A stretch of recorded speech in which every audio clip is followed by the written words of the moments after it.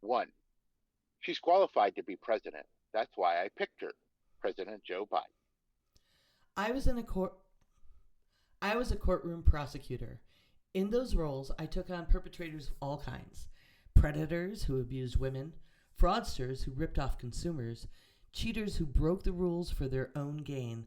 So hear me when I say I know Donald Trump's type. Vice President Kamala Harris.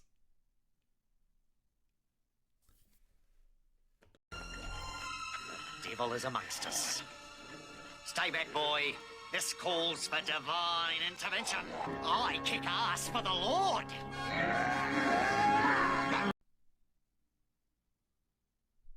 Welcome to Heresy and Hearsay, a podcast to reclaim faith in the context of political discussion. I'm Rev Barney, and you can follow me on most social media at Setharoth II. Heresy and Hearsay has a Patreon site where you can find us at patreon.com/heresy and hearsay, where you can find our past shows and ways to help us. Just $2 a month goes a long way to help us make this humble show. With me today, my co-host, the force of nature herself, September.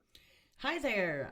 I'm September, also known as 9 of 12, and you can follow me. Just go to 9of12.com, and that'll lead you to all the content that I am making currently. You can follow this show on YouTube, Facebook, Twitter, and any podcast catcher. Just look for Heresy and Hearsay. Please like, share, follow, subscribe, give us a review. That really helps other people find us. And you can find our first volume of podcasts on YouTube and on Patreon. Just when we thought we were out, they pulled us back in. Welcome to Volume 2 of Heresy and Hearsay. We're going to be doing this weekly up to the election, at least. Sometimes both of us, sometimes myself, due to all things happening behind the scenes and NC politics alone. September may not be able to join us for all of the episodes. So, September, what are we going to talk about today? Oh, lots of things, but mainly I believe the rope-a-dope that Biden pulled, getting the GOP to do the whole convention. They just talked nothing about how Biden's too old, and now Trump's the old guy, and out of it. And then Biden handed the reins to Harris, who was more than a match for Trump. But first, before we get into that, let's have a word of prayer from Brother Bowie. Our Father, who art in heaven, hallowed be thy name. Thy kingdom come, thy will be done, on earth as it is in heaven. Give us this day our daily bread, and forgive us our trespasses, as we forgive those who trespass against us. Lead us not into temptation, but deliver us from evil. For thine is the kingdom, the power, and the glory, forever and ever. Amen. Okay, so first, let's talk about the news that has us with a new person running for president. Well, not a new person, but a new potential candidate, VP Kamala Harris. Right. So the big things that it happened Sunday at time of recording. This happened Sunday, the 21st. Joe Biden put out a press release letter on his personal letterhead. There was some conspiracy. I want to touch on this real quick. There were a lot of conspiracy theories going around on Sunday. It's like, I won't believe it until I hear it from him. Why was it in on the presidential um, uh, letterhead and stuff like that? And I was like, well, that's because of the Hatch Act, what Donald Trump violated in 2020 when he had the convention at the White House because of COVID and other things. But he, violated the Hatch Act, and President Biden doesn't violate laws. That's why I feel comfortable with what the Supreme Court did. We will discuss that weeks down the road. But, that's Although why he I'm okay did with. pull a Trump. Friend of mine who's a delegate, and indeed a super delegate, was saying like, uh, yeah, he Biden posted on Twitter first. What the hell? He did post on Twitter first, with That's where I saw. That's where everything went crazy, and I understand that. But it was his. It was his own. People thought he was hacked and stuff like that. It's like, look, Yeah. he's not hacked. And then his. I think his granddaughter posted something on Twitter about Papa and how proud she was, and I posted that and be like, hey, this is what's going on. It's real. I know everybody's shocked. I'm shocked. I was angry and sad and hurt and everything else because I felt because I want You were really freaking out, because and I didn't I was yeah have the same reaction at all. yeah because I messaged September. It's like what the yeah I was losing my mind and then I ate a large amount of food and I felt much better because I rage eat and I was angry because I was angry. I was really angry at the media, especially like the left media, and how hard they pushed this. That he was enfeebled, and he wasn't. He's not enfeebled, but I understand that he's older and he's going not be as I don't want to say coherent because he's completely coherent. Have you heard a Donald Trump speech lately? But pardon me. But on the same thing, he is, he's a little slower. His stutter has kicked in a bit more. It happens when you get older that if you've been a stutterer and you've able to overcome it, it will re-manifest itself or get worse as you get older because there are certain things that happen to the brain when you get older. So I understand that, but I felt that he was more than competent and more than able to still do the job. But I'm glad of this because, and we'll be talking about this in a second. All of the enthusiasms, all the enthusiasms that's happened, since Sunday has It's been just been amazing. Um, I was really glad. My first point of being glad about it, I loved Joe, his history, his integrity, the job he's been doing that people are refusing to see. Many people, but he said he's going to do this for a term. He came out of retirement from politics to save us from like danger. Like Trump is dangerous, and yeah. Mm-hmm. he said he's going to do this for a term and then pass the torch. And I believed that promise, and I worked on that campaign. I was an organizer in the Biden-Harris 2020 campaign, and I worked with like everyone else in my level of the staff was like 20 somethings and younger, some of them, and I knew they're ready and want someone younger, and we need that for our political. I mean, with the people that have been coming in, the younger people we've been electing around the country, it's good that people are finally stepping up. I feel like there was a huge gap when I started working with the party almost 20 years ago. Yeah, 20 years ago. Mm-hmm. It was me and a bunch of 80-year-olds. And the transformation I've seen even in my local party. I went to Juneteenth and ran into one of the activists I met years ago through the party, and she was like, you really should come back. It really is different now. Those people are gone. We have younger people. We have, a more diverse group. Because, I was working with people who didn't want younger folks around. They had been holding down the fort for the Democratic Party since Reagan years in this rural North Carolina area. But they would boo stuff about same-sex marriage. They took down, and somebody had to get on a ladder to do it because I knew I'd have to put it up high, Obama pride signs I put up. I was not elected when I ran for county chair and told it was because I was going to keep all those black folks around. And it is different now. The whole face of the party has changed to a more equitable balance of voters. And I've seen cycle after cycle, young people jump in, get excited, do the work, and then not come back to the party because of the way they're treated and not appreciated or overworked. Biden-Harris campaign, when I worked for it, enacted hiring unionized campaign workers, which that was a big influence on me taking the job. And as a matter of fact, I applied for a job today. Yeah, yes, sounds like we're. yes, I did. You can't get out. You just can't. But I applied for a position as a volunteer creator community associate.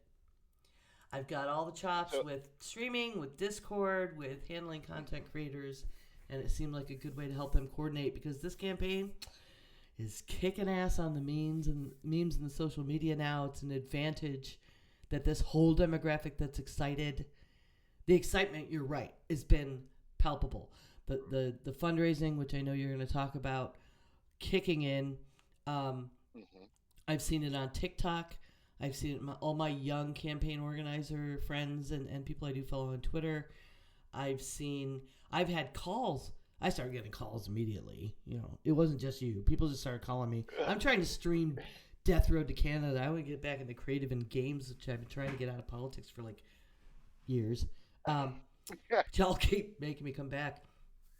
And I'm streaming a game. It's like, did you see the news? And then people are like, hey, somebody at work wanted to know where to volunteer. And I'm calling my county chair, and the poor woman never hears from me unless I'm... well, honestly, I can't... I usually call her saying, hey, I got to volunteer. Because people still come to me thinking they can come volunteer. Right, that's what I do. That's who I am. And I'm not, but I at least know where to send them. And yeah, I mean, that a handful of people who've never volunteered before and who weren't already doing it for Biden are jumping in. It's really, really indicative. That's more indicative than any poll you can show me. Right. There was a number I saw yesterday at time of recording. This is Thursday, the 25th. So just letting everybody know that now. So numbers will change between now and when this is uploaded. So and you may listen to this at a different day. So I just want to say this is Thursday, the 25th, 2024. This is when we're recording. In the afternoon. Last number I saw is it like they gained as far as volunteers and campaign staff like 17,000 new campaign staff and volunteers, since this happened. Last I saw, which was I want to say it was earlier this morning. So that's a big deal. You're correct. If you're getting that many more people suddenly saying I want to pound the streets, I want to knock on doors, I want to make phone calls, kind of thing, and that's huge because I did that. I worked at a political action committee, walking the streets in the summer in the South, and it sucked, but I did it because I believed in the cause.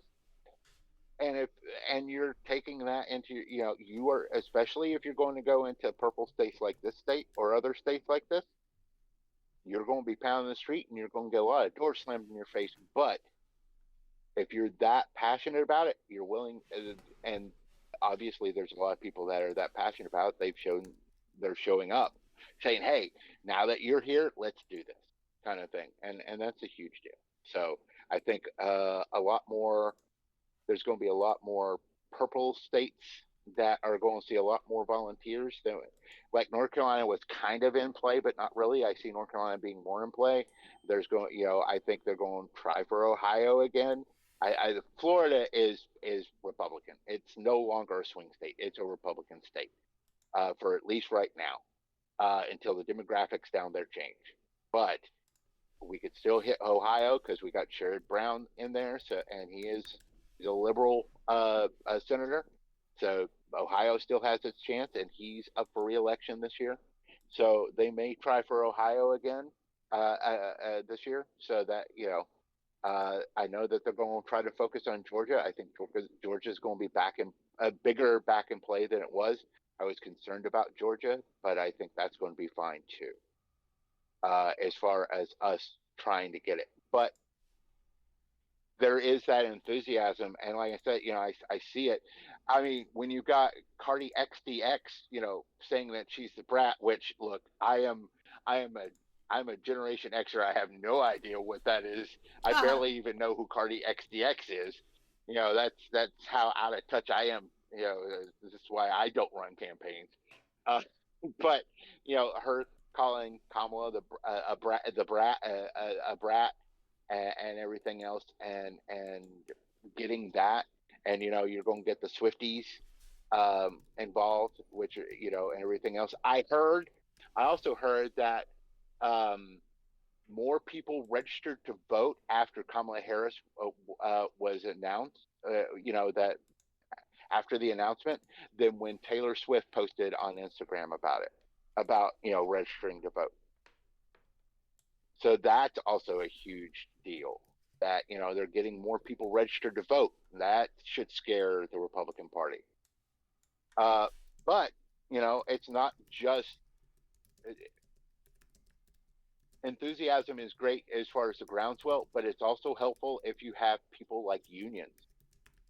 Except for like the unions, except for like the police union that just endorsed Trump, which whatever, they're first, even though Trump had his people attack and injure 147 police officers. The police um, organization of unions, whatever it's called, their president was here in Charlotte with Trump last night. He was in Charlotte last night, and I hated every bit of it. And they just endorsed Trump. But as far as other unions, like the working unions, they're all backing Harris. She did a lot. My understanding, she did a lot of phone calls to different union leaders, saying that she's going to be right with Biden on his whole union thing, because I will say this about Biden. Biden was an very union specific president. He was the first president to walk a picket line. So, but it sounds it's like the SEIU endorsed her, and there's the auto workers have endorsed her. So the communications of workers. So many people so many of the unions have endorsed her. So that's a big deal, especially for me coming from a union family myself. Having her be having that happen is a good sign as well. Yep. And go ahead. Was really excited, by the way, when I did apply for the job, that it is CWA eligible, the Communication Workers of America, or Campaign Workers of America, which I joined in 2020, and they are the positions. The Harris campaign is sticking with that and hiring all union workers. Well, anyone who wants to be in the union. Yeah, I mean, you don't have to, but unions are a good thing. Trust me. They're good for everybody. Even if you're not in one. Yeah, they are. Trust me, they're great. It's like, and that's another thing that scares the millionaire and billionaire class is unionization, because that means workers have are taking ownership of the production in a way. I'm trying not to sound socialist or communist, because I have heard, one of the things that I heard in Trump's speech is that Kamala Harris is the most liberal that presidential nominee that they've ever put on the ticket. Most liberal. I'm like, they say that about everybody. They said that about John Kerry. They said that about They said that about Barack Obama. They said that about Hillary Clinton, who is not liberal. Good. She would have been a great president. She's not that. She's not super liberal. They said that about Joe Biden. They're going to say it about her. Uh, another. I want. You've got a dog whistle. I want to mention a dog whistle because I've been seeing this on a lot of the anti-racism activists that I follow on Instagram and on Twitter. Is that DEI is the new N word? Because of course you can't say the N word, but DEI comes very close to it, and what that is diversity, equity, inclusion. Is Yes. that? Am I correct? Yes. Okay.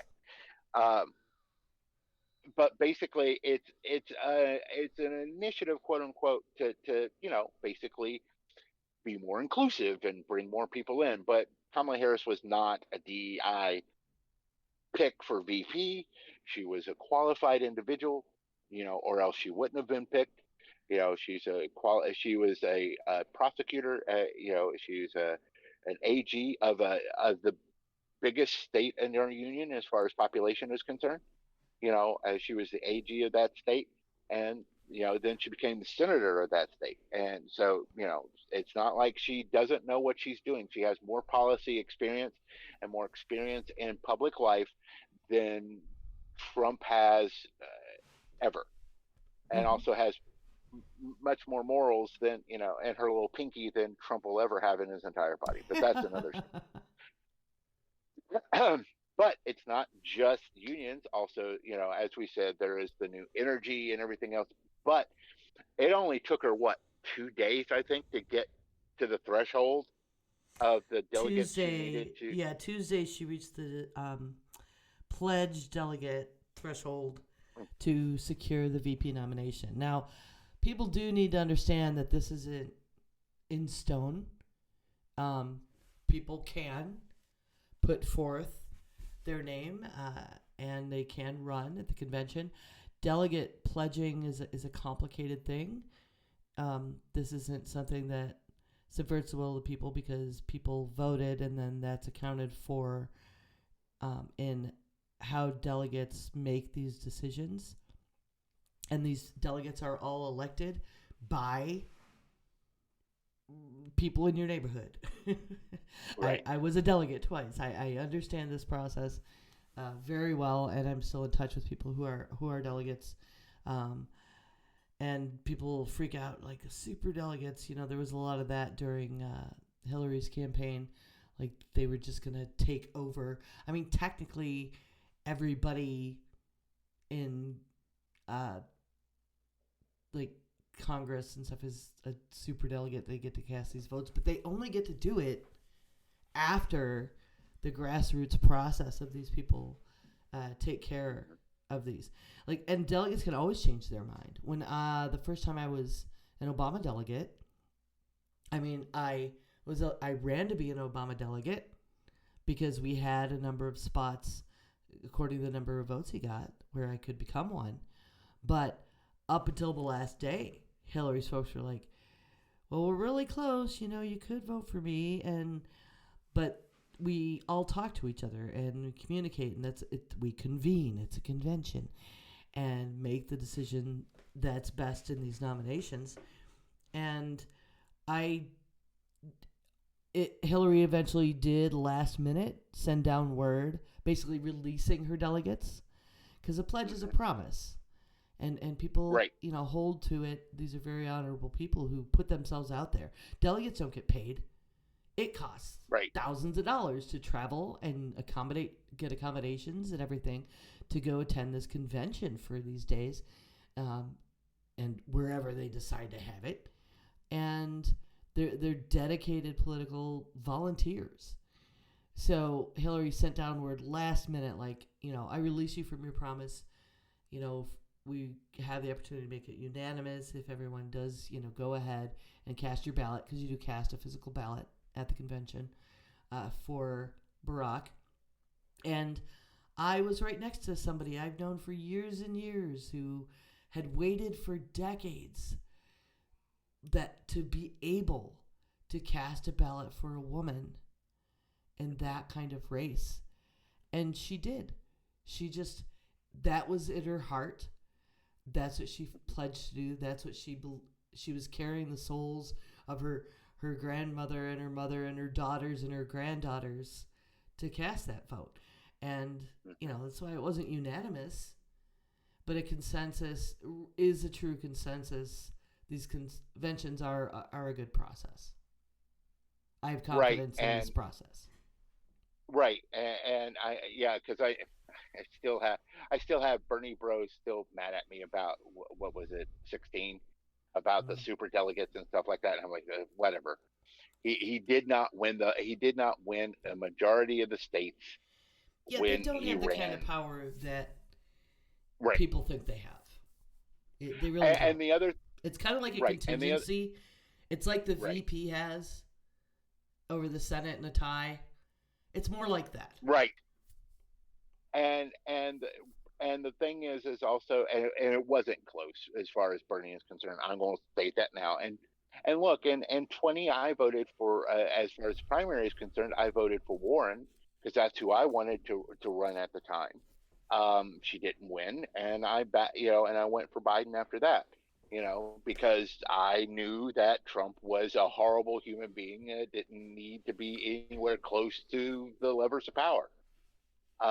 But the thing is that people's the right, and we'll get into this in a few minutes, because we are going to talk about the right's response.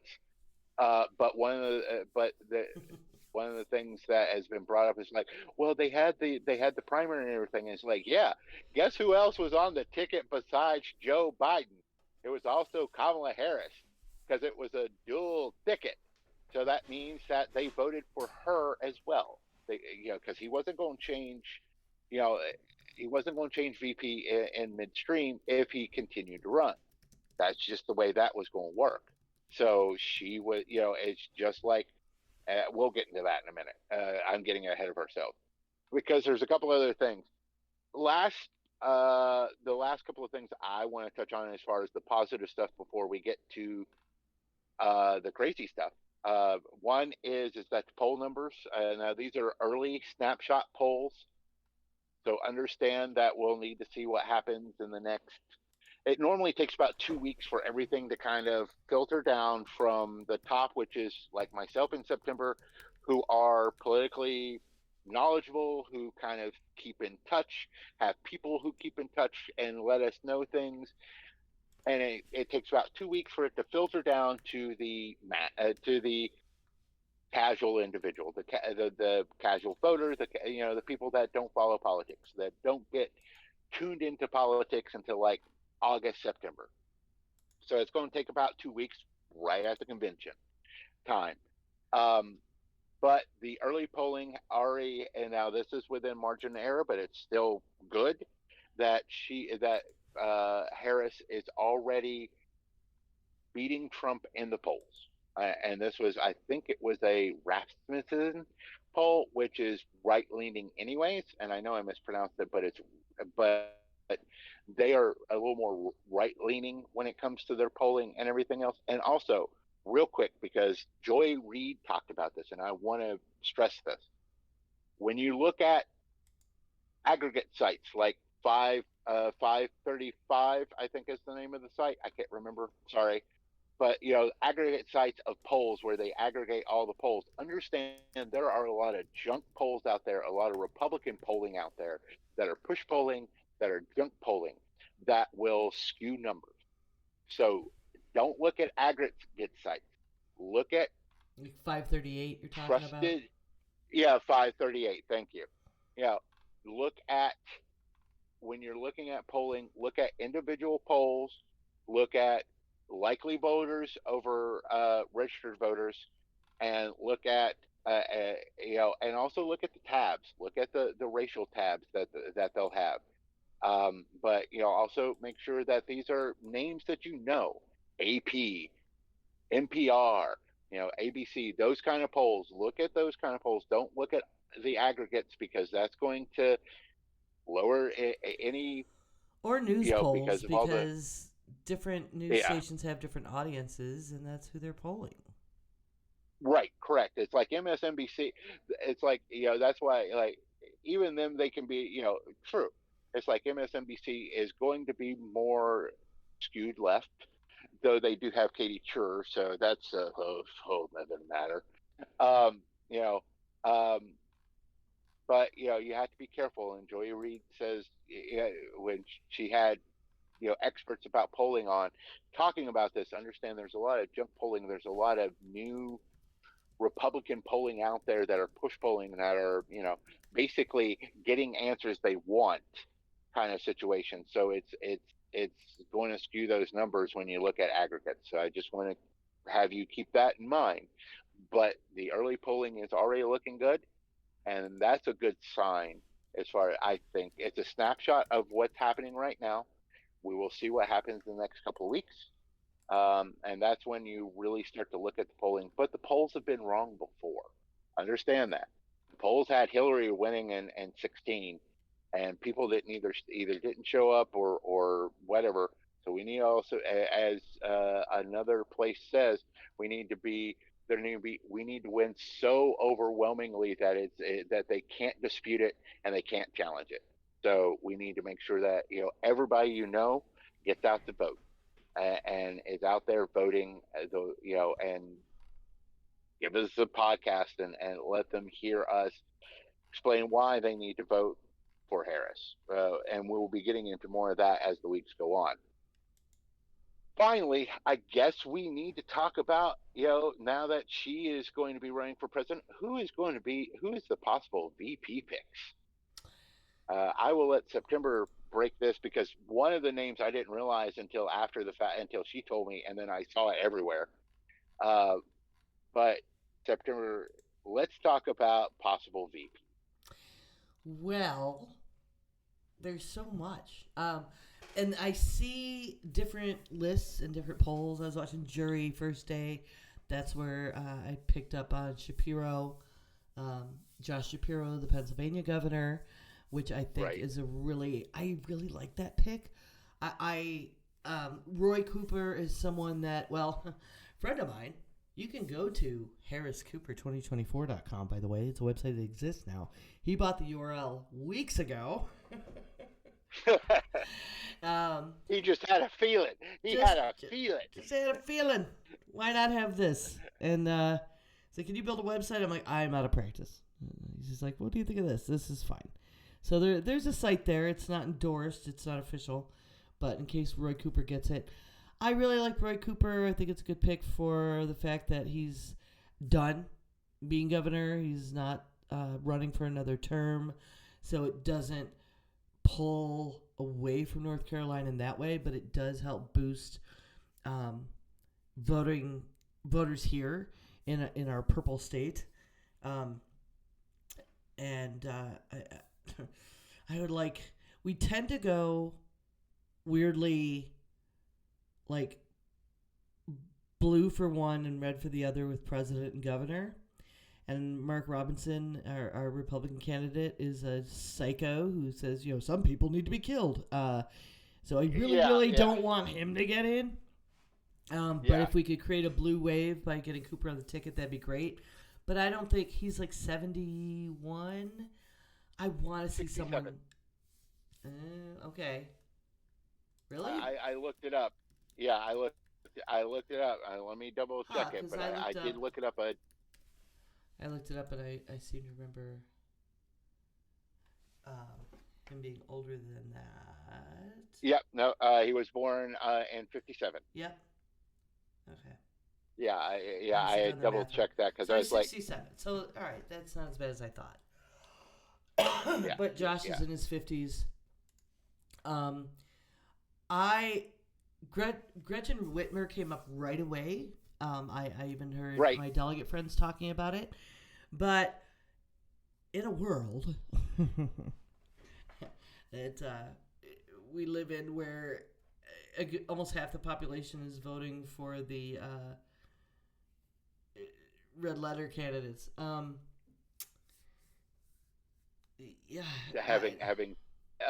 Unfortunately, having two women on there may be a detriment. Might be too much. Too much. Yeah, And people have been and in that's fear of this, for a long time.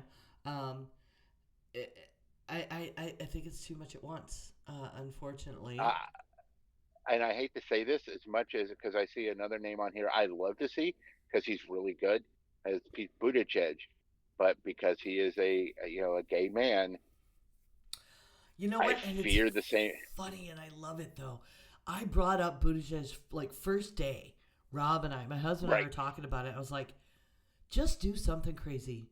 Just put Buttigieg on there, and so we get the numbers. We get the real. If we're gonna lose, if people and it didn't happen, the lashback against Kamala instead became excitement right, from a new potential base.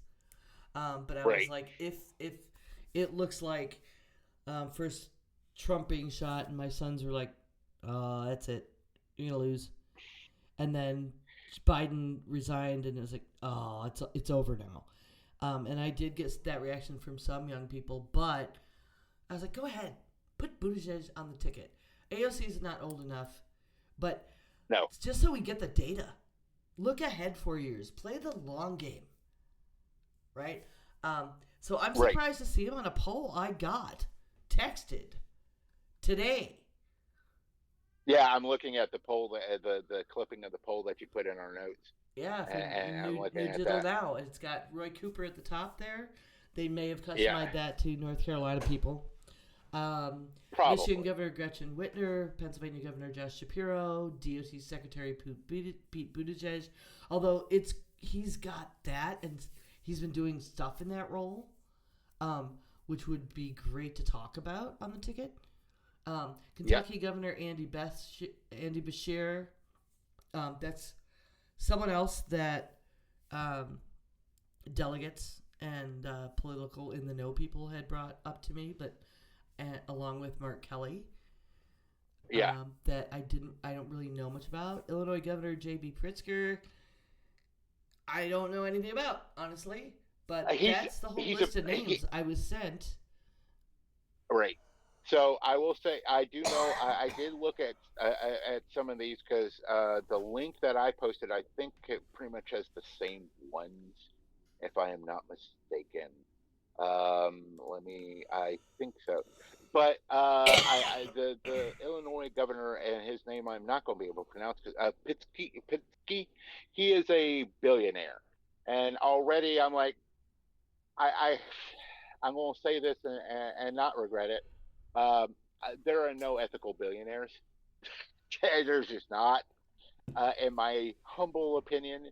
They are not ethical billionaires. So I'm like a little now, there has been, as far as Mark Kelly's name, there has been some rumors that Obama wanted his name at the top of the ticket, and is a little upset that Biden went and did what he did as far as Harris is concerned. It's like, why wouldn't he have done that though? Oh, So he I had don't know if to. I try. Right, and I also don't.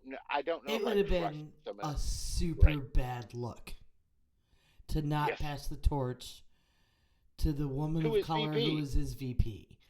Like that, Right. it was never Why do going to you? happen another way. The only other way it would happen, there was some early talk among activists and delegates about picking someone else, but I'm glad that Biden. I think he had a misstep in that he didn't endorse her in his first tweet. He waited a few minutes, Right. and that caused a little consternation and among delegates and stuff. But it was the right thing. This is the right move, and obviously the fundraising and the polls are showing it, and the volunteer Yeah. surge. And I applied for a job. I want it out so bad. I know. That's why I put that quote in from Godfather 3 about it. It's like when we thought we were out, they just pull us back in. I was like, like, Yeah. like we both basically sent each other that Although as a message honestly, to. if my husband hadn't been laid off in May, I may not have taken this step. So There's that. Maybe. There is a more practical concern. There's a good chance I would not have if I didn't have to for yet another reason. Right, but and it's not like like I need to support my family motivation for money. It's like the stress of not having an income, just the idea freaks me out. right. And it's like I can't not do anything, and this is something I'm good at. This is something I'm trained in. This is the only thing on my resume for the last 25 years. It's like I'm a political hack. Oh, like how did I end up this way? No, this was not how it was supposed to be. Hey, I went to campaign school, damn it. So, but Mark Kelly is an interesting pick because he is a military man. He was also an astronaut. He played. I think he played Space. Was it Space Odyssey? Did he play? Did he sing while he was on the space station? I think it was Space Odyssey.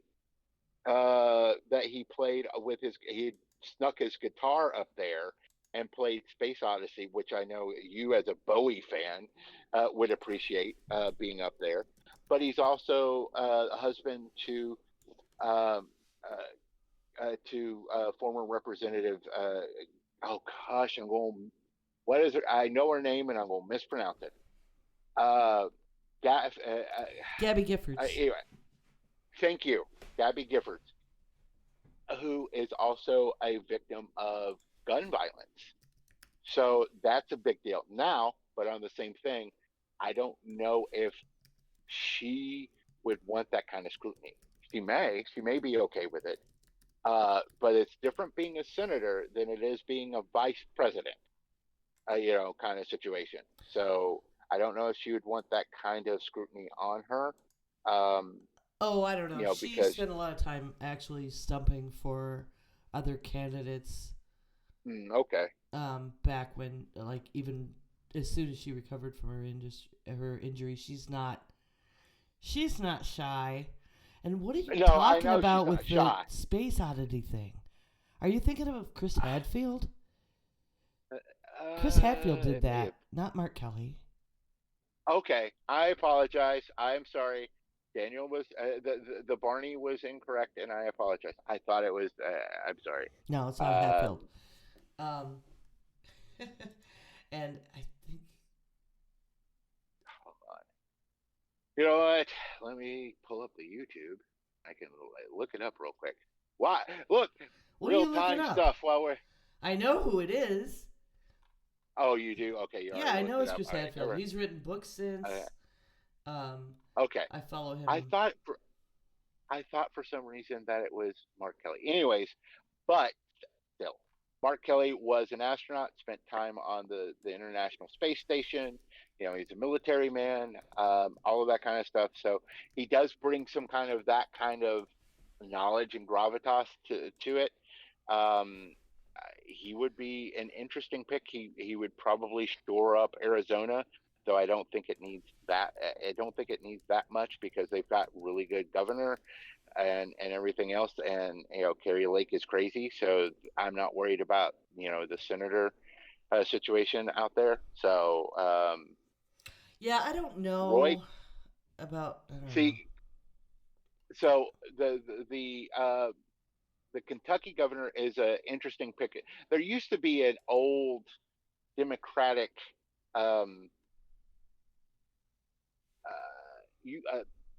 thing where if you're running for president, or if you are if you're running for president, you need to have somebody from the South on your ticket. Mm-hmm.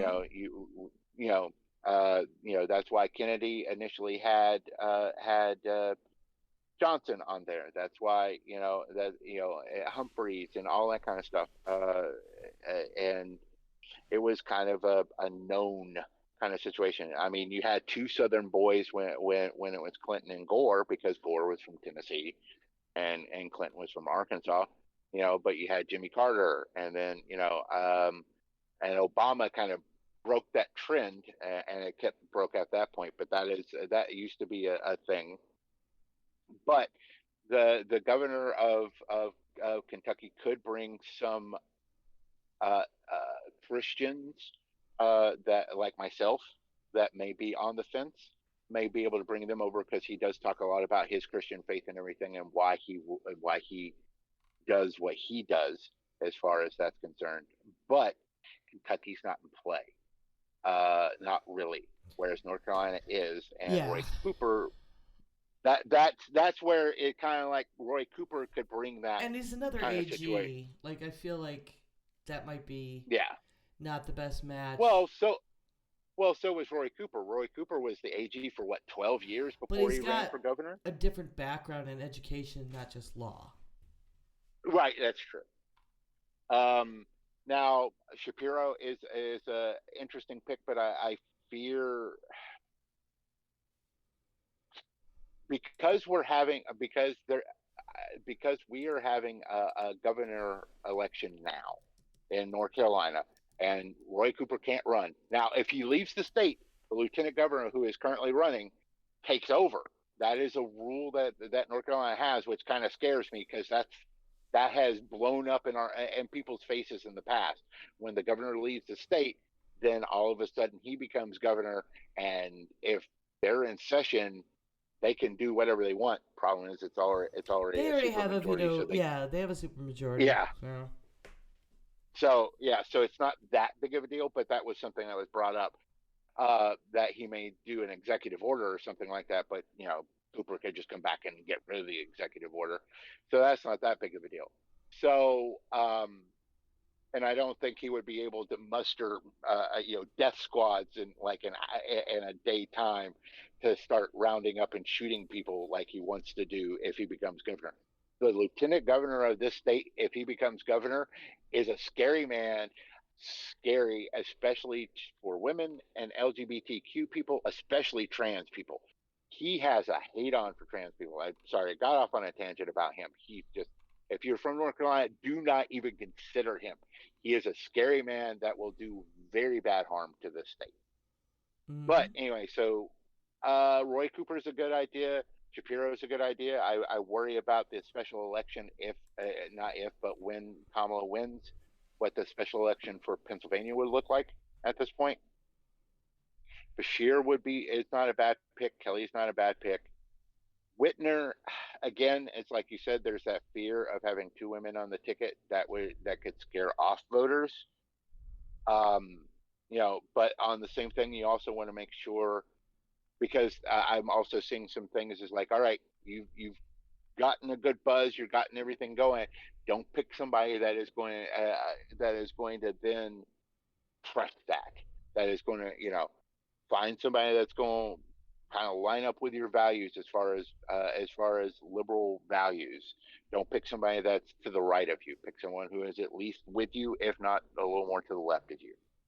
That's some concerns on the activist side that I'm noticing is like, don't pick anybody on the right of you, especially when it comes to gun control or when it comes to Israel and Gaza, which we'll get to eventually. I fear that one. And a few other topics, do not pick anybody right of Kamala. Do not pick anybody right of you, please, Miss VP. Is what I'm seeing a lot of activists say. So they have to be careful about that. Now, let's talk about the reaction on the right. I do want to mention the other thing about Buttigieg and the danger of, because he did go hard for gun control, and people, right. The language was something that the other side is not going to let go of if she picked him. Right. Because he said we all know the reality is no one's taking your guns. It's not what that means. But He's like, hell yeah, I'm taking your guns. But it'll be pulled out of context and just,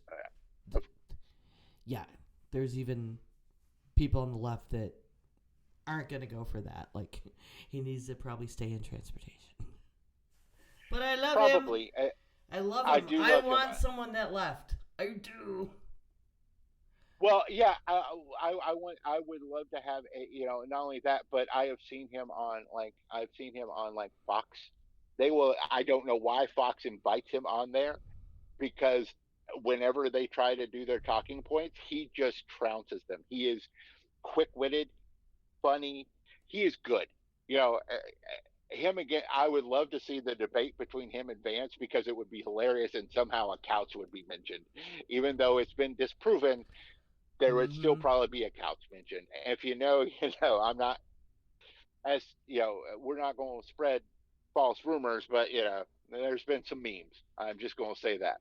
Mm-hmm. But on the right, so I said that I listened to part of Trump's speech before. I was just like, I can't do this anymore, or I'm going to put a bullet in my brain. It's hard. Sorry, I you know, know. I just can't. It is hard to listen to that man. You know, at least when he goes off on tangents, at least I know he's crazy and it's hilarious. But in a scary, scary way. If he was like just some random guy on the street giving these kind of speeches, you would walk by and think that, you know, someone needs to call the cops because there's a crazy person on the street, you know, rambling incoherently, and he's off his meds. But I noticed that they're doing a lot of copy and paste as far as certain things, because they don't know what they're doing, because they have no plan. They had no plan. It was going to be Joe, which it was, but it was going to be Joe, and he's old and he's decrepit, and he's also the biggest.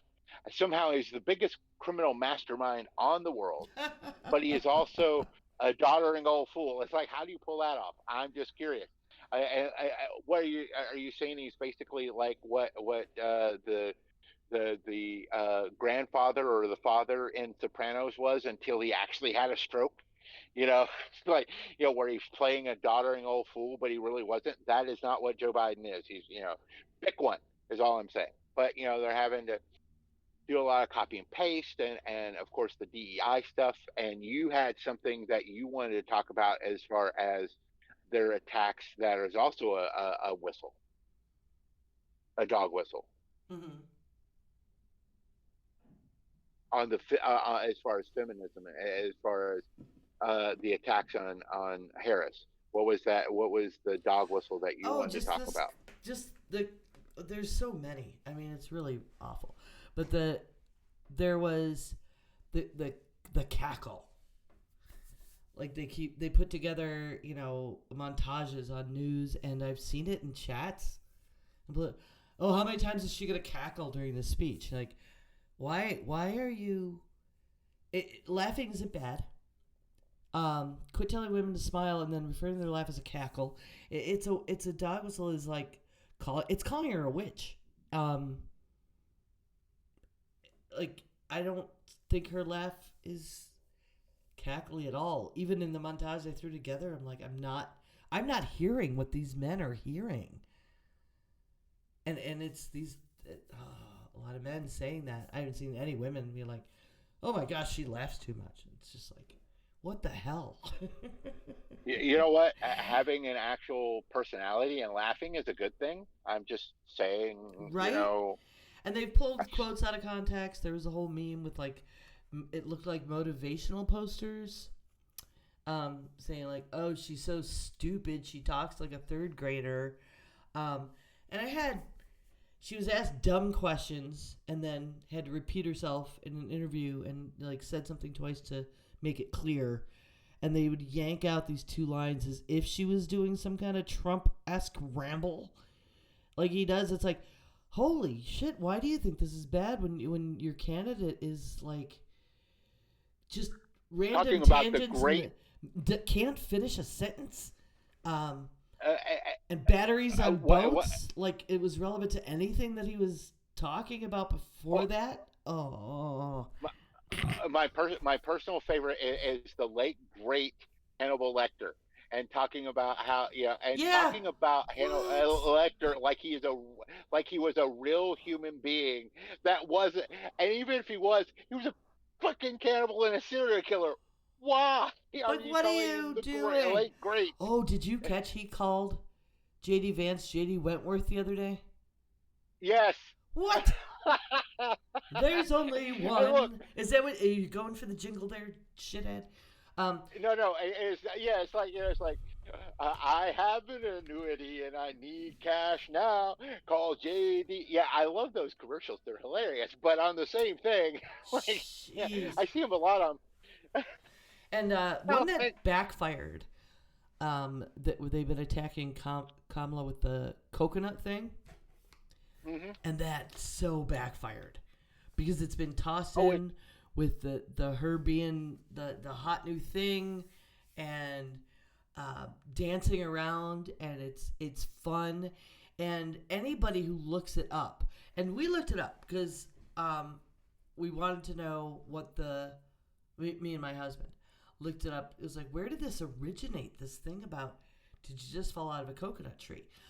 I don't know why they think, even out of context, that's a weird thing to say. Like, it's just like it's just a different version of falling off the turnip truck, right? Like, are you right. new? She didn't say, "Are Yeah. you new?" But she was also in the speech she was giving when she talked about it. It was like something her grandmother used to say, and she was making a Right. point about how we don't exist in a vacuum, and we don't exist to answer like what is happening right now. The context of who you are and your history and your experience. We we didn't just fall out of a coconut tree. We're Right. we are who we are depends on everything that we've the history around us, and it was really a good, interesting, astute observation about the state of being a human and taking actions, and they've pulled it out like it was she was saying something dumb and crazy. And it's just like, Right. wow, you're really underestimating your audience here. Well, but I've seen the hashtag coconut pilled. That people are like, yeah, I'm coconut pilled. It's like it's been a Oh yeah, meme on TikTok. My it understanding. I have totally removed TikTok. backfired. Like most of what I'm Yeah. seeing now is just, Yeah. all right, coconuts for everybody. Like it's she's the coconut. I'm with the coconuts. It's And they're showing the stuff with like, how can you take this woman seriously, and they're showing her dancing and having a good time. It's like, I could take her seriously because she knows also how to occasionally have fun and relax a little, because yes, you can't be super serious 24/7 or you're going to explode. and that's And the misogynist bullshit that yeah. we're gonna see more and more and more of. Oh, That's irritating. Like with Hillary, it was, oh, she's grouchy and she's doesn't smile enough bullshit, and now it's the other, oh, she smiles and laughs, she must not be capable. Like, again, make up your damn mind. And I all the women well, and they around you also see this, people. All the women around you see this. We need and, someone. We need to be able to be allowed to live out loud. I saw a really, really cool video on TikTok the other day, and I don't know if you've seen this, about Gerald Ford. I have deleted TikTok. Okay. So Gerald Ford, back in the day, was asked, um, do you think we'll ever have a female candidate for president?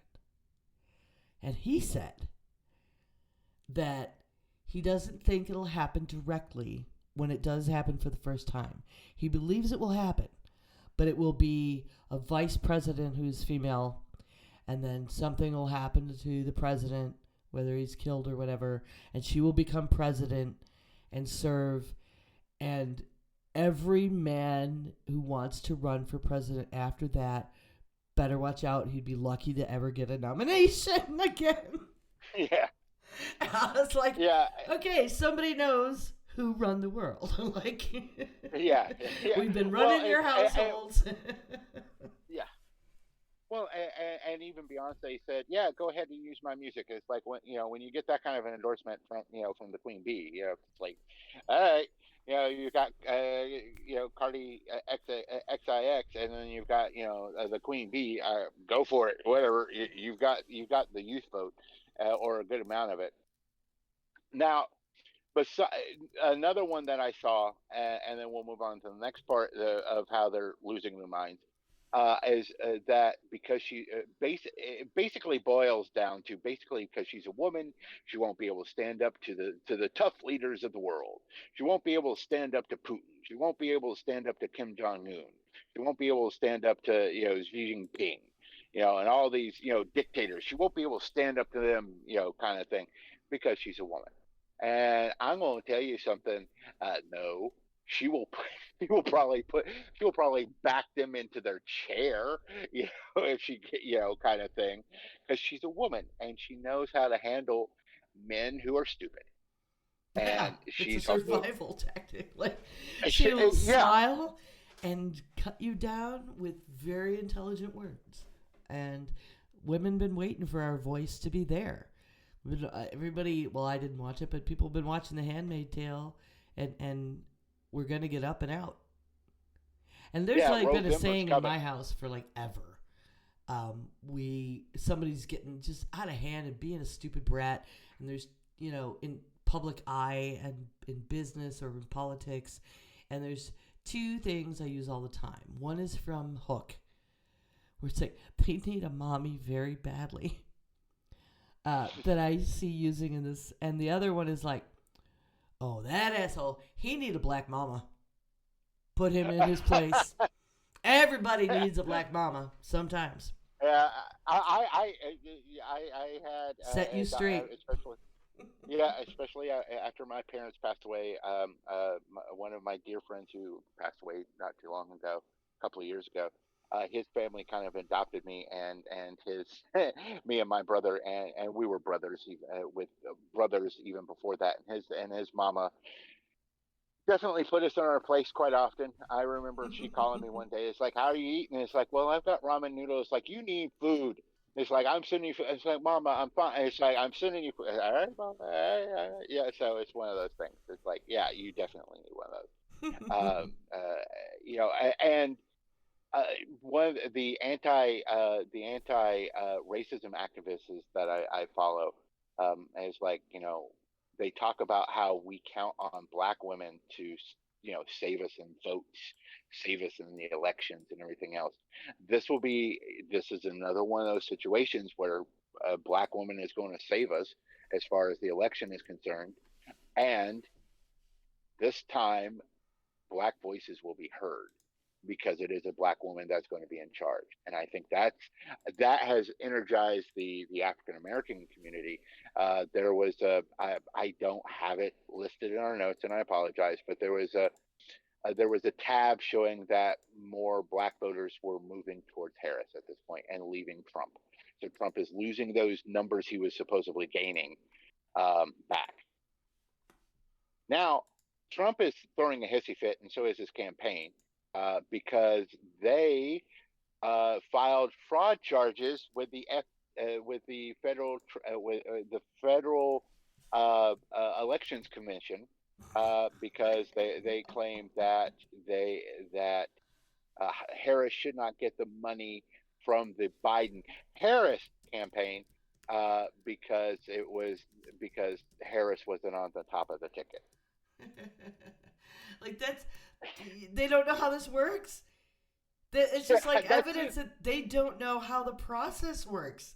Maybe you should have run your convention on what your platform was instead of attacking someone who wasn't actually officially the nominee yet.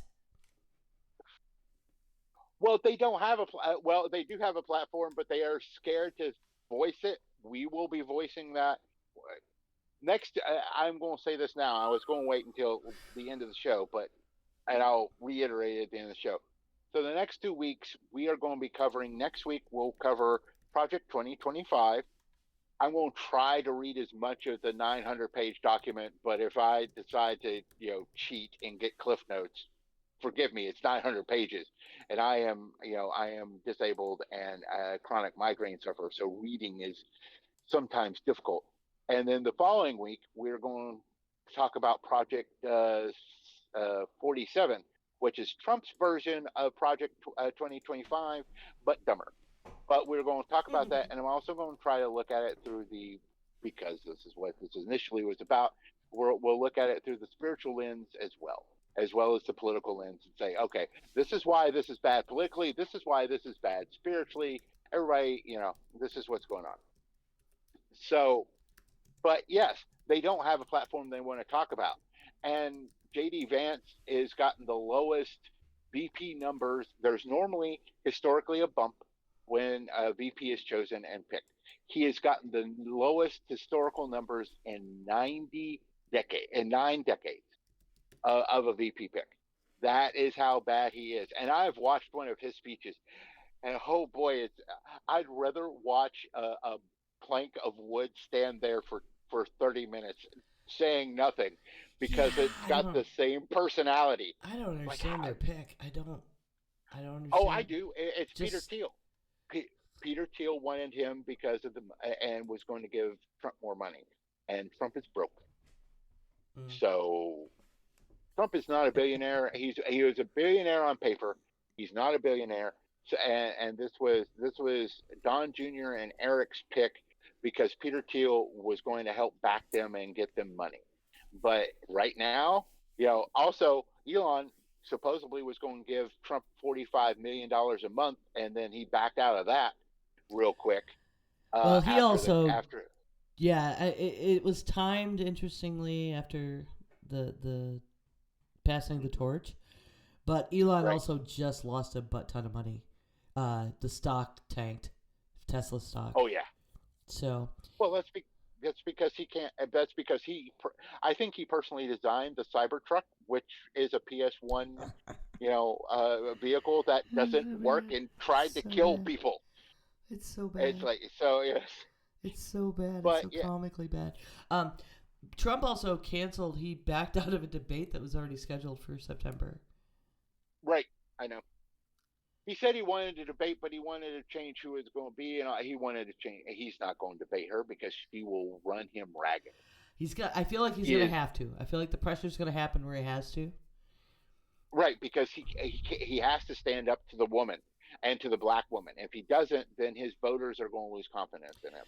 And he'll try to trigger her as hard as he can when it happens, so that he can pull the angry black person bullshit. Right, and well, you remember when she will just laugh and laugh. Well, remember when he debated Hillary, how he would stalk her and stand behind her and menace her. Yeah.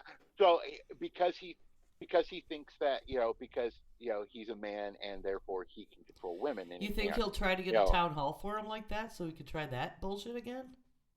I think so. I think he's going to try to get an audience again. Yeah. Yeah, but the town hall walking around. Well, I know, and I think Biden should have had an audience, and he wouldn't have done as poorly, but because you feed from an audience. But I guess it's good that he did because he got COVID. But yeah, I don't know that Harris would agree to that format. I mean, an audience, yes, but the walking around, right? No. Yeah, no. Stand behind your podium, motherfucker. I don't want that stalker that close to me. He's a sexual predator. Yeah. The judge, really, real quick. The judge made it clear. Oh no, he raped E. Jean Carroll. Let's be clear. I want to, reference that. I want to make that clear. The jury said that.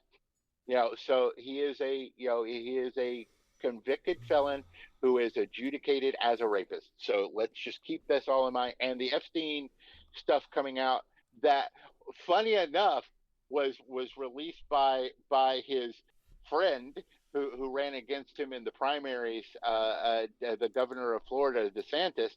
The Epstein files were unlocked and everything else, and the stuff. Oh God, that's just.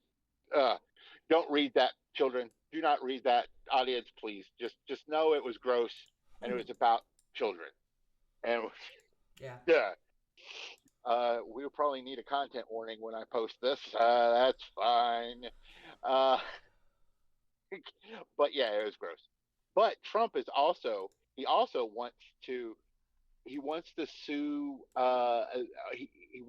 sue the Biden campaign for fraud on another front because they've wasted like $91 million or whatever on campaigns and the convention and all of that, and they want that reimbursed because they thought they were running against Joe, but now they're running against Kamala Harris, even though they're the same ticket, and you should have been going after both of them. At least hedge your bets kind of situation. Regardless, it's not how this works. Yeah, It's just not how this works. Even the first time Harris spoke after, this is unprecedented. Let's not, make light of that. This whole process right now, as it's unfolding, is unprecedented. Right, but when Harris spoke the first time at the White House after Joe resigned, she didn't mention anything about the campaign. She said nice things about Joe. She said nice things about the athletes that were visiting the White House that stood there with her. Right. But she didn't violate the Hatch Act because they know what they're doing. Right. But this is now people are like, well, what about Johnson? Johnson dropped out early enough to where the primary process happened, but Johnson did drop out. And I also, so historically, it has happened, but not this late in the system or in the cycle. And this, where the president is still alive and he just drops out of running again, where he's eligible. So this is kind of new. All right, it's as you said, unprecedented. So it's a big deal. But it's their name was on the ticket. That's where the somebody asked, if anybody else was running for president besides Harris, would they be able to use the money that the Biden-Harris campaign got? No. I already knew. I looked that up several weeks ago about the campaign finance funds and how that works, and it's complicated law. But I looked that up, and it's like, no, Harris can because her name is on the ticket. Her name is already plastered all over everything. And so she can instantly just take that money and add it on to what she's already gotten, which is also unprecedented. It is groundbreaking numbers for less than a week, that she has made this kind of money. Okay. I've done FEC and SEC filing, so I don't know the campaign names to comment on that. Right. No, I understand. But I looked at it. There were people that were posting links and stuff, and I looked in Reddit and everything else. So, I kind of knew where that was going to go. So, but it's interesting that, they don't have a strategy against Harris except for dog whistling. They don't have any, they can't really talk about what they really want to do with Project 25 and Project 47. They really don't have that they can't talk about that, so they have to do the dog whistles. And they had this whole thing set that they were going to talk about a doddering old fool who could barely, basically projection of what Trump is. So it's not a good look for them. They are on the back foot. And then on top of that, their VP pick has been a disaster in a week as well. He's done a couple of campaign stops, and he is not personable. He is like a automaton robot. They talk about. You remember when they talk about how Al Gore was wooden and everything?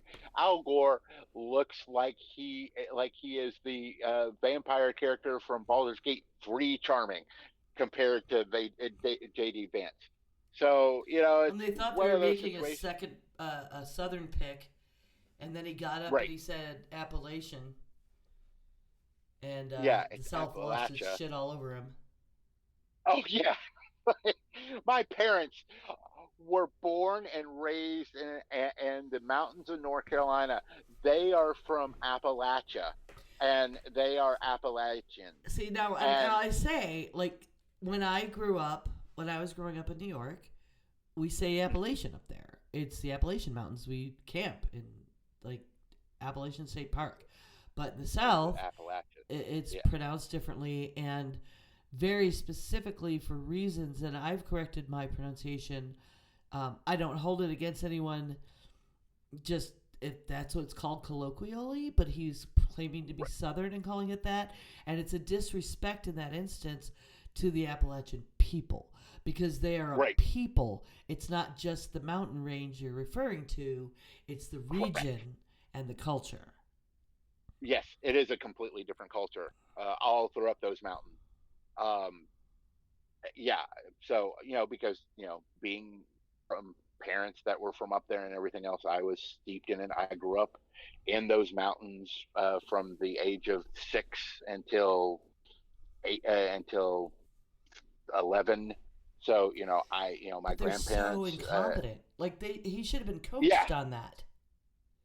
He should have known well, that if he's claiming to be Southern, he's not. no, But he's from Ohio, he's right? he's from Ohio, where those mountains do go through, And we which call him that's Appalachia up there. right. We call him Appalachian, and but on the same thing, he has worked so high. Hal Sparks, I'm going to give him full credit for this. Hal Sparks coined this phrase, and I saw it trending, you know, vaguely, but they called him shillbilly. That's what he is. He's a shillbilly. He's That's a good shilling, term. claiming. Yeah, it is. It's a great term. He is claiming to be, you know, though his family was fairly well to do in the town. I have not read his book, and I may sit down and find a free copy of it somewhere online. I'm not saying I'm going to go R and yo ho ho, but I may, because I'm not giving him any money. But I may sit down and read his book, which is what Hillbilly Eulogy, where he talks about being from the hillbillies and everything else. But the thing is that he really isn't, and he went Hillbillies to aren't a thing, Yale. though. Like that's a fiction. That's a Yes, caricature. it is, or it has been for decades, at least a half century or more. There's not really that kind of hillbilly as bull BS. That's why a lot of people, off tangent real quick. That's why people got upset about the rednecks, coming out with Cotton Eye Joe, and they were dressed like quote unquote hillbillies and they are from like Sweden. It's like you don't know anything about anything. Why are you doing this? That's wrong. So there Mm-hmm. were people that were upset about that. But yeah, no, the hillbilly thing has been you know odd for a long, long time now. But it's one of those things where he basically claimed that he understood the rural American or certain rural American voters, and he doesn't. Because, like I said, I watched him speak, and he couldn't connect with anybody. He was in his hometown where he grew up speaking, and the stories he was telling and everything else didn't connect with anybody. The crowd was mostly, except for the few front row Joe kind of people, it was the worst thing I'd ever seen. And so I don't know how it's not helping. It's not helping at all. It would have been better. It would have been, though, detrimental to his campaign, but it would have been better if he gotten the Secretary of State from Georgia to as his running mate, because at least he would have been Southern and sounded Southern. Even though his base would have hated it, but on the same thing, yeah, he. I don't I don't know what they were thinking as far as that pick is concerned, because he's bad at it. Because he is not going. Whoever is the VP pick on Harris's side is going to run as far as charisma. She could pick a mop and paint a face on it and would have more charisma than JD Vance, and probably be smarter. I'm just, anyways. And of course, Stephen Miller. He is one of the architects of Project 2025. He was on Laura Ingram's trying and losing his mind about the fact that that Harris is now running, that VP Harris is running. And that was hilarious to watch. This guy who is basically, if you have seen Stephen Miller, he is what the Red Skull would look like if his head wasn't red. I swear, every time I see Stephen Miller, he looks like the Red Skull, except without the red. It's everything else, and I'm going, I don't, I oh, how? That man scares me as far as how racist that man is, and how xenophobic, and how much power he has over President Trump. And they're not doing well right now. With that said, this has been an extra long episode. We'll try to keep it to an hour from now on. I apologize. This is a new episode. We're starting over. We're getting our feet back wet. But a couple of things that I want to, a thing that I want to add to this podcast volume, is what we're calling it, much like a comic book volume and anything, is a call to action. And this week's call to action is just check and make sure you're registered to vote. You can go to vote.org and check if you're registered to vote. You can also register to vote there. In most states, I think North Carolina, you have to show ID now to register, but in a lot of states, you can still register to vote there. So register. If you're not registered, register and check your registration.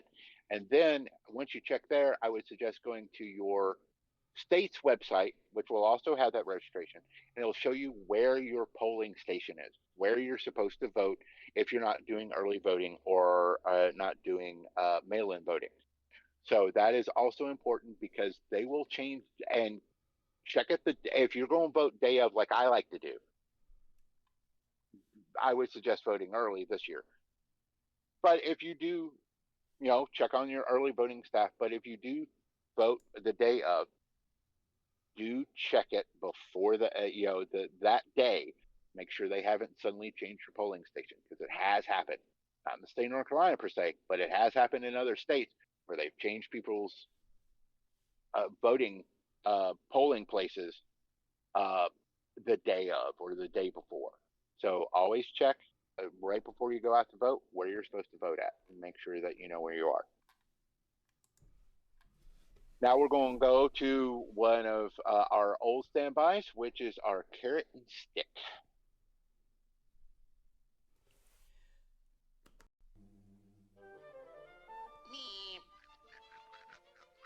What's up, Doc? So I want to give, I'm going to try to avoid Schadenfreude in these for a while. But I want to give a shout out to AOC, Representative Cortez, because she is part of the Progressive Caucus, but during this whole thing of the media saying that Biden was enfeebled and was possibly had a stroke and all this kind of stuff, that she was one of the voices that said no, he is perfectly fine, stop it, kind of situation. And she would go on media, she would get and do everything she could to be like, hey, Joe is good, Joe is a good leader, he is the most progressive president that she's known. I think one of the most progressive presidents me in September have known. Like Carter maybe, but Carter never got a chance to do a whole lot. But as far as progressive presidents, Biden is right there, and Biden has done a lot, and that's something we will talk about in a few weeks. Is the accomplishments of the Biden-Harris presidency, so that you can use these as talking points and use these as bullet points for people that may be on the fence of like, hey, yes, inflation's a little high. Let me explain why, but let me explain what is happening to fix that. So we will discuss that in a time. But I just want to give a quick shout out to, AOC for her amazing job of trying to keep party unity, especially considering the caucus she's in sometimes doesn't do party unity very well, or doesn't seem to. They're fine. They do party unity 99% of the time. They may differ a little bit, but they're good. The Progressive Caucus is very good. But she was the voice out there saying, hey, let's stay with Joe. And for the stick, it's Hulk Hogan. Don't you blaspheme in here. It's Hulk Hogan. It's Hulk Hogan. What the They really put Idiocracy front and center at the RNC. They did. They did. Well, first off, they had Kid fucking Rock show up that night. Then they had Dana White, who by the way, what the fuck? You're part of a huge, multi-billion-dollar coalition of combat sports, and you're up there. You know, don't get me wrong. Dana White is an asshole and a misogynist. You just see how he treats his wife. But Dana White, was up there speaking uh, because he had a good business relationship with Trump. Ugh. But it's like, but and then you get Hulk Hogan. I'll watch the speech and I'm like, wow, all right. So not only are you doing, I am surprised. The only reason he didn't come out to his old theme song is because WWE owns the full copyright of that and would have slapped Hulk Right? Hogan. Ugh. That yeah, but if he could have came out to Real American Hero and done his speech, because it was just like a wrestling speech. It was, if you've not seen Idiocracy, which is a great movie that scares me because it's not, Mm. because as Mike Judge said, it was a comedy. It wasn't supposed to be prophetic. What the hell? It's streaming, by the way. If people want to watch it, it's streaming on Tubi now. Yes, it is, and go watch it, and then go and then look at the state of our nation and go, uh, because like I It's said, like, Mike Judge said okay, it was no, not then go meant to vote, be. so this doesn't Yeah, happen. then go vote. Doesn't Yeah, continue in well, that direction.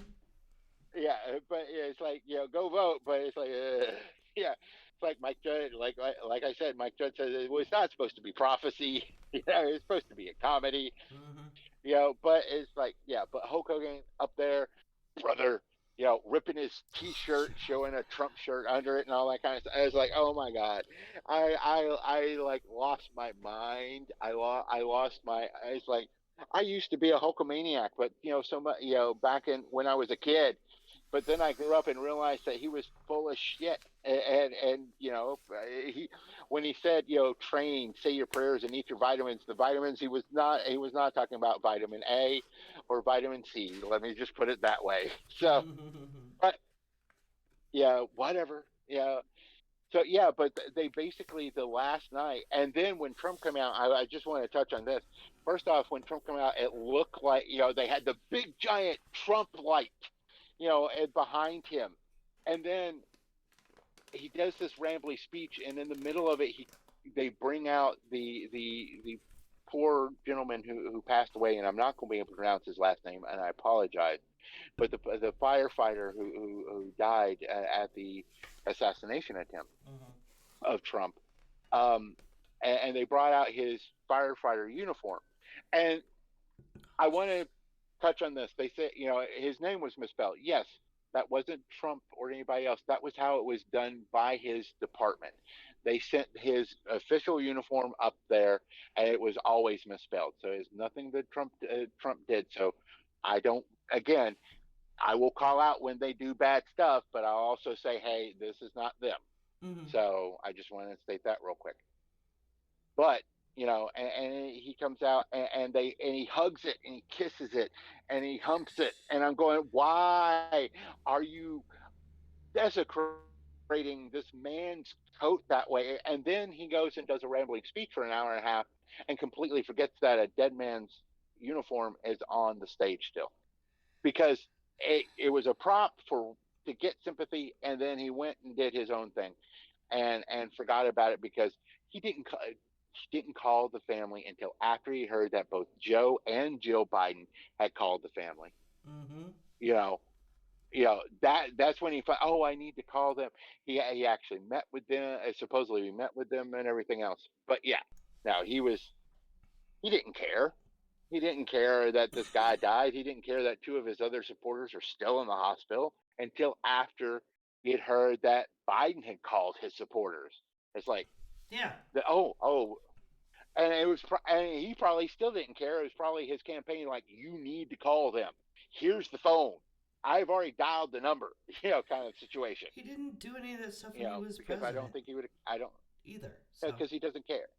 Yeah, no. he has no empathy. He has no empathy. He doesn't care about anybody. So, including his children, he doesn't care about anybody but himself.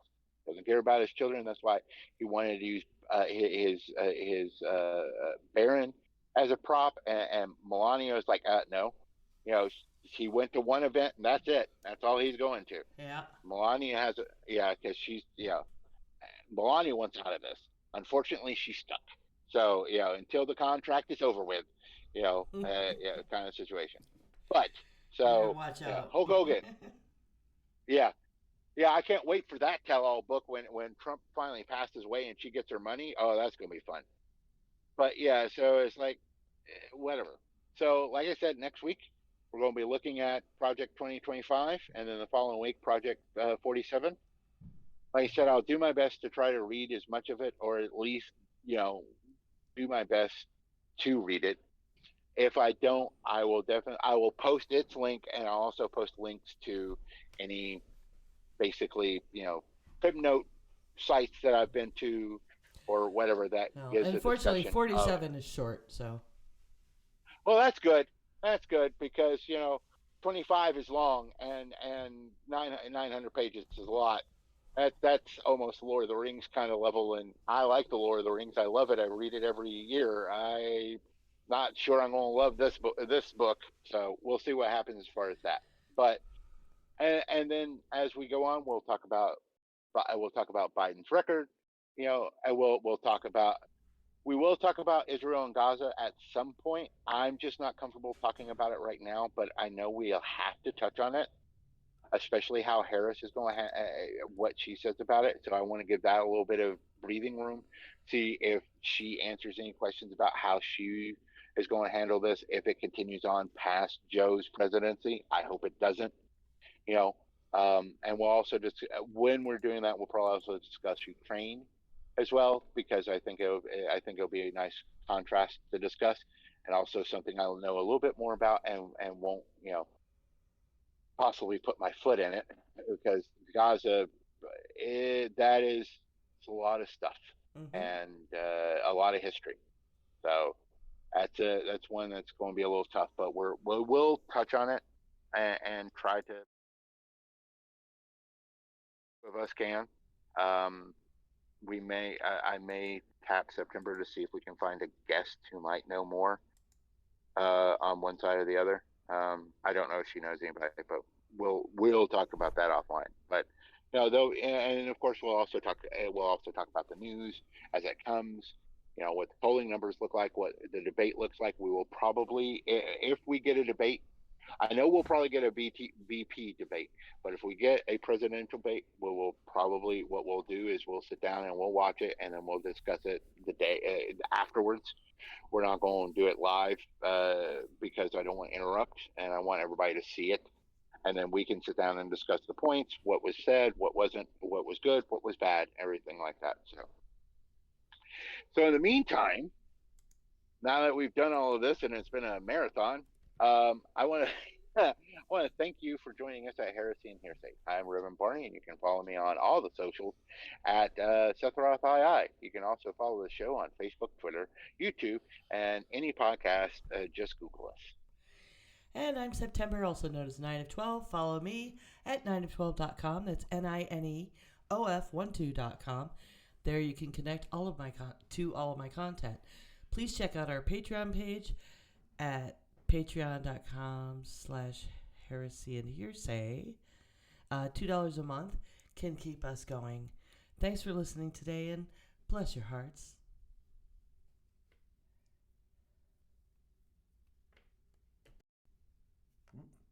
Diamond Club hopes you have enjoyed this program. Why not? Yeah, why not? Let Scott Johnson know that I'm back on. Let Jury know. I want Jury so bad. I am so angry at Jury. I want him as a